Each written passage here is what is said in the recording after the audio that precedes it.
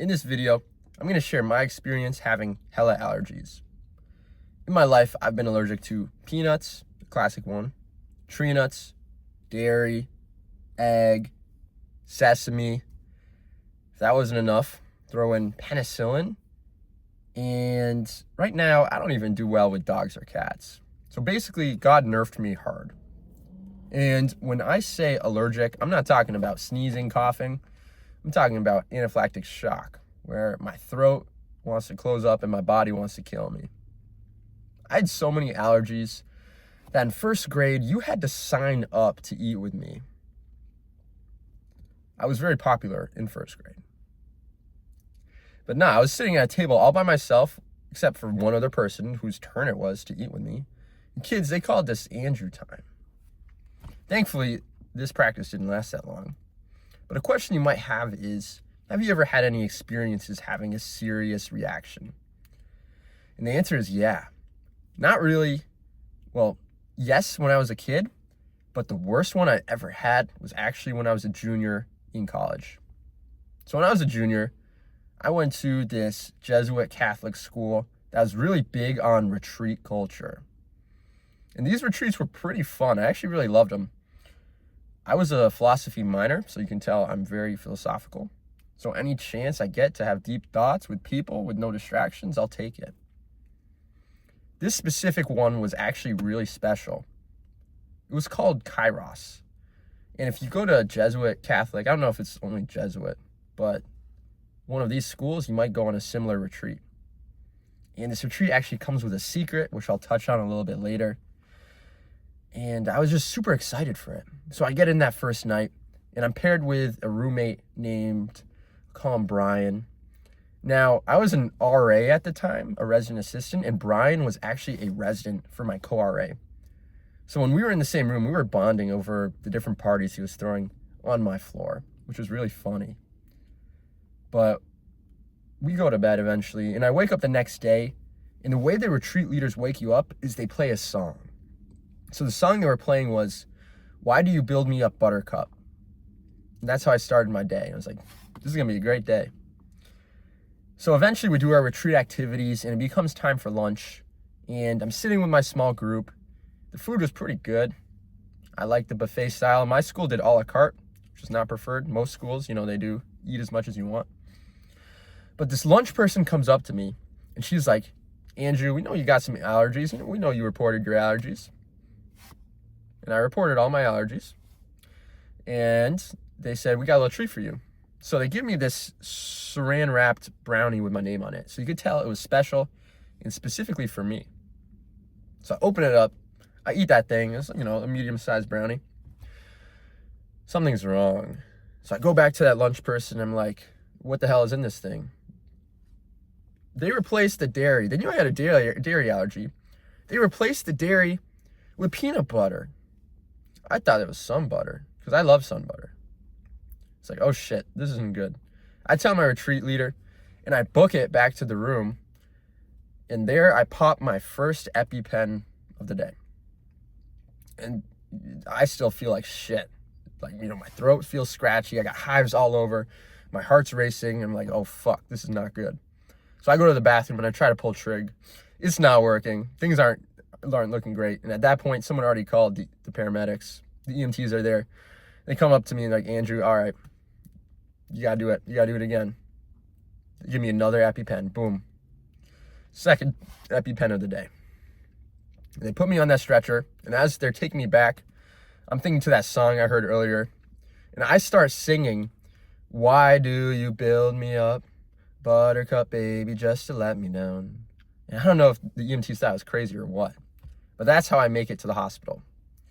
Now, something about this retreat is they tell you very explicitly, don't bring your phone. It's so you can focus on the retreat shit.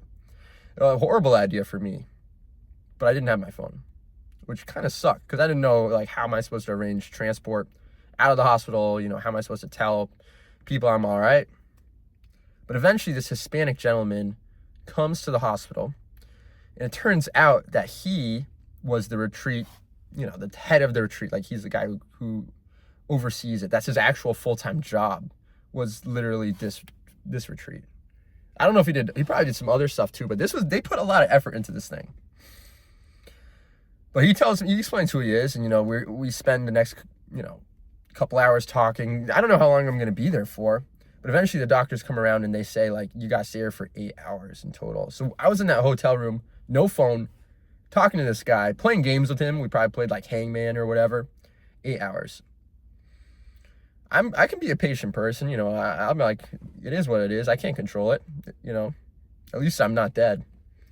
But eventually he's like, okay, it's time to go. Doctors say I can get out of there. And he drives me home. And on the way back, we start talking about relationships. He has a wife. And I tell him, I'm talking to this girl. I want to ask her out.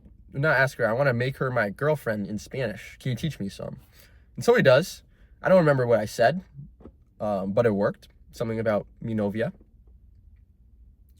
And that was that. So I make it back to my dorm. And I'm going to go to bed. Let me try it again. There we go. But the reaction comes back. And I got hives all over my body. And things aren't looking good again. So I'm like, oh, shit. So I go to the school nurse. And at that point, it's probably like 2 a.m., like late at night. There's only 2 people there working. The entire it's not a hospital, but it is like a medical building. So there's not much they can do. I take my 3rd EpiPen of the day.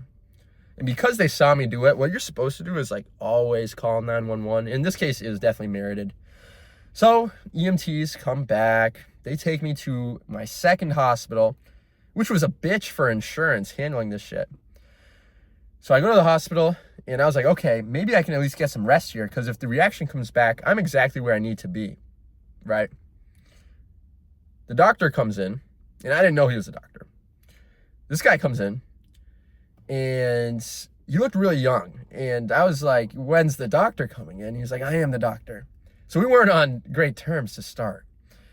And this nurse was also, coming in before. And I was kind of out of it at that point. I was tired. I just wanted to have a little fun. And I made a sexual joke about her badge. It said something like ED, emergency department or whatever. That's what I think it said, at least. She didn't laugh. These guys, I don't think they like me that much. But at least, whatever. I'm going to try and get some sleep. This incoherent man I hear in the room next to me. And then I hear another voice. A cop trying to get info from him. Trying okay, is this your name? What were you doing tonight? It became clear this guy got into a drunk accident. As the night went on, the alcohol wore off. And he started screaming in pain. And that's what I'm trying to fall asleep to in this bright-ass hospital. 4 a.m. rolls around. The young doctor comes back. He's like, it's time for you to go. They kick me out at 4 a.m., even though the reaction probably could have rebounded again. What the fuck? But anyways, I get my school taxi to come pick me up and take me back. At that point, I was dead. Not actually, but dead tired. So I pass out. Wake up the next morning. I'm still not feeling good. I feel a lingering reaction.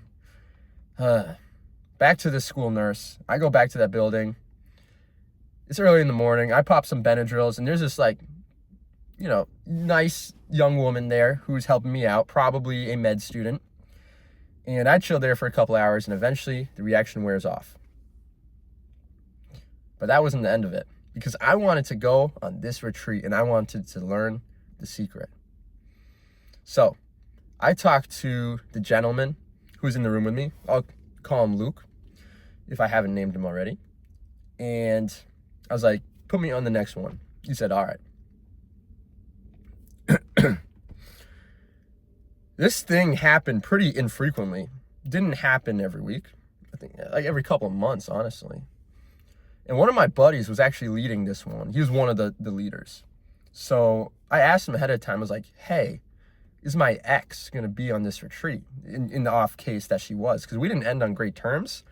So I didn't want this, intimate experience to be kind of warped by having her, the vibes probably just wouldn't have been as good. And somehow It turns out she was. So I was like, I'm not going on this one. I'm going to go on a different one. So I tell Luke, can I go on another one? This one doesn't work for my schedule anymore. And he said yes. But eventually time goes on, and it becomes clear that he never signed me up for the next retreat, which kind of sucks because I really wanted to go. But at that point, I was fed up with this shit. They kind of poisoned me to start, and now this. So I was like, all right, just tell me the secret. I'm going to spoil it right now. So skip this video, not this video. Skip this section, or plug your ears if you don't want to know what it is. But basically, they reach out to your family and all of your friends from college who have previously done the retreat, and they get them to write letters about how they love you and hype you up and whatever. And everyone opens them together on the retreat. So I had all these letters, and I got them sent back to me, which was good. But another thing about this retreat was you had to pay $100 to go, and I didn't get to experience it. Not really because of my fault. 0% because of it wasn't in my control. I gave them all my allergies, and they fucked it up.